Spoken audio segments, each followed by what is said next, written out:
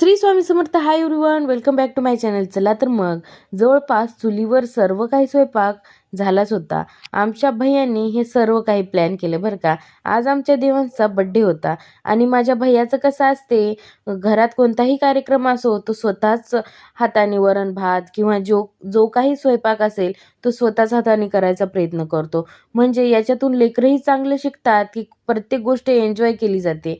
आणि हो, आमचे 2 बाहुबली मिळून एक काम करत होते, म्हणजेच बाजवरी नेत होते. आणि काही असं डेकोरेशनला जास्त काही नव्हतं, म्हणून असा काहीतरी जुगाड केलेला होता बरं का. आणि हे डेकोरेशन फक्त अर्ध्या तासामध्ये झालेलं होतं. आणि एवढे सारे लेकरं आले होते आणि आमचं छोटंसं पिल्लू आमचं समर्थ पण वर आला होता त्याच्या आत्तूसोबत. आणि मग काय, धनू माझ्याकडे आली आणि मस्तपैकी डान्स करत होती. आणि शौर्य तर देवांशला सोडायचं नावच घेत नव्हता. मस्तपैकी सर्व लेकरं जमले होते आणि शौर्य बघा ना, तिथं उभं टाकूनही डान्सच करत होता.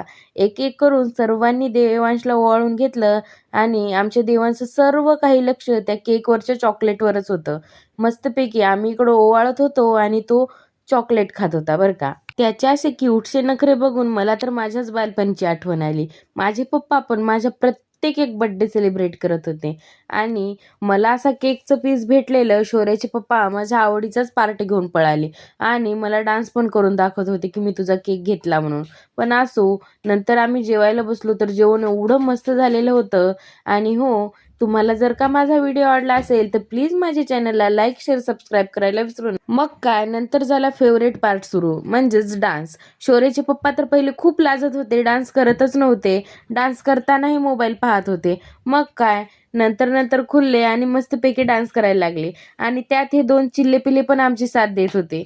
आणि शौर्य आणि जानूचा डान्स तर एवढा धमाल करत होते की आजूबाजूच्या छतूनही लोक आम्हाला पाहत होते. आणि हो, तुम्हाला व्हिडिओ आवडला तर प्लीज सबस्क्राईब करा.